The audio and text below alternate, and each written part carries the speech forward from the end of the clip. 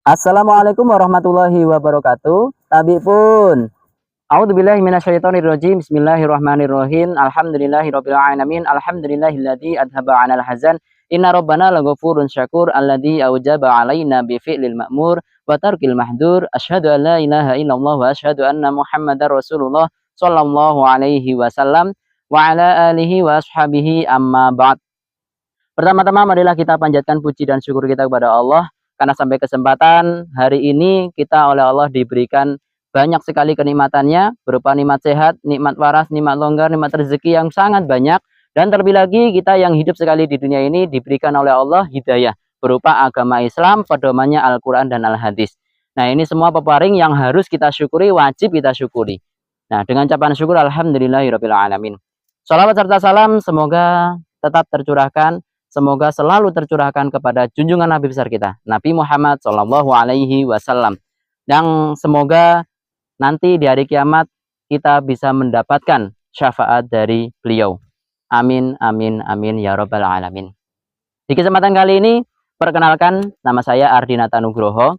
Saya guru wali kelas 4 di SDIT Al-Bayan tercinta ini.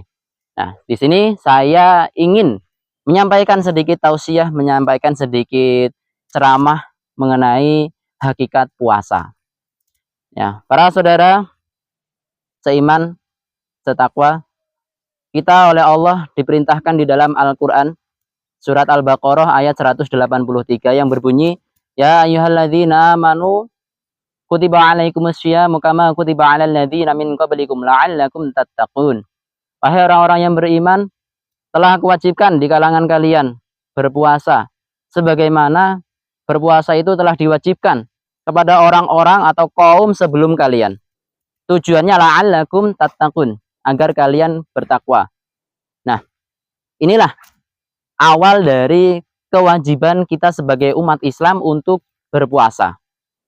Dan ternyata puasa itu memang sudah diwajibkan oleh Allah dari kaum-kaum zaman dahulu sebelum Nabi Muhammad diutus menjadi seorang rasul. Ya, akan tetapi perbedaannya yaitu di zaman dahulu ketika berpuasa itu oleh Allah diberikan waktu yang sangat panjang sekali, yaitu dimulai dari Isya sampai maghrib. Nah, bolehnya makan hanya maghrib sampai Isya saja. Setelah sudah sholat Isya, maka semua tidak boleh makan, tidak boleh minum, tidak boleh berhubungan dengan istrinya, tidak boleh. Nah, kemudian di zamannya Nabi Muhammad oleh Allah itu semua dimansuh atau diganti. Ya, gantinya yaitu boleh makan sampai terbit fajar. Boleh makan sampai terbit fajar. Jadi dari terbenamnya matahari sampai terbit fajar silahkan kalian makan, silahkan kalian minum. Nah, kemudian silahkan yang punya yang sudah suami istri silahkan berhubungan, itu diperbolehkan. Nah, dan di dalam hadis yang lain, ya, ada yang menyebutkan yang namanya puasa itu adalah al-imsak. Puasa itu adalah menahan. Nah, menahan apa? Ya, menahan hawa nafsu kita untuk berbuat kemaksiatan kepada Allah.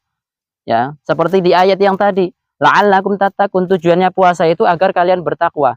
Ketika kita sudah bertakwa, maka otomatis kita bisa menghindari, kita bisa menjauhi larangan-larangan dari Allah dan juga Rasul yang sudah terdapat di dalam Al-Quran dan Al-Hadis. Ya, apalagi ketika puasa diharapkan, ya, atau diharuskan ketika berpuasa itu tidak berbohong, ya, tidak berkata-kata dusta dan tidak beramal yang dusta, ya, karena di dalam Al-Hadis Bukhari, ya, Sahih Bukhari disebutkan qala Rasulullah sallallahu alaihi wasallam malam yada qauluzur wal amali bihi falaisa lahu hajatun fi ayyada ta'amahu wa syarabahu.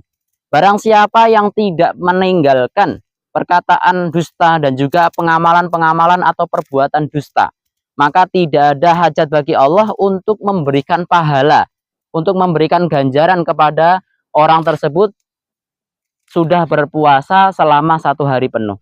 Jadi percuma puasanya orang yang berdusta, puasanya orang yang beramal dusta. Nah, itu semua tidak dianggap oleh Allah, ya. Akan tetapi di sini saya mengajak untuk semua saudara-saudaraku seislam, seiman, Nah, mari kita tingkatkan ibadah kita di dalam bulan puasa ini. Karena kesempatan di bulan puasa ini yaitu oleh Allah kita diberikan sangat banyak kelipatan atau lipatan-lipatan pahala. Berbeda dengan amalan-amalan yang lain. Kalau amalan yang lain oleh Allah itu diberikan pahala yang 7 kali lipatan atau 700 kali lipatan atau bahkan ila masya Allah. Akan tetapi kalau puasa ini Allah langsung yang memberikan. Ketika kita benar-benar niatnya murni karena Allah, mencari derajat surganya Allah, maka kita akan diberikan pahala yang luar biasa yang tidak ada yang tahu kecuali Allah. Yaitu nanti ganjarannya di hari akhirat, yaitu berupa surga. Kenikmatan-kenikmatan yang ada di dalam surga. Nah, untuk itu hindari perkataan-perkataan yang dusta, kemudian menggunjing atau mengatakan kejelekan-kejelekan yang di situ teman kita lakukan. Nah, silahkan kita hindari semuanya, ya. Dan di bulan puasa ini perlu diingat bahwa Allah menutup semua pintu neraka dan Allah membuka semua pintu surga. Alias Allah memberikan lapangan pahala yang sangat banyak sekali dan Allah menyediakan ampunan dosa yang sangat banyak sekali untuk orang-orang yang beriman yang mau terus meningkatkan amalannya, yang mau terus meningkatkan pahalanya. Cukup sampai di situ ceramah saya pada hari ini. Semoga bisa mendatangkan manfaat untuk kita semua. Yang namanya ceramah, tausiah, itu berarti iradatul khair lil ghair, menghendaki kebaikan kepada yang lain. Akhirul kalam, wassalamualaikum warahmatullahi wabarakatuh.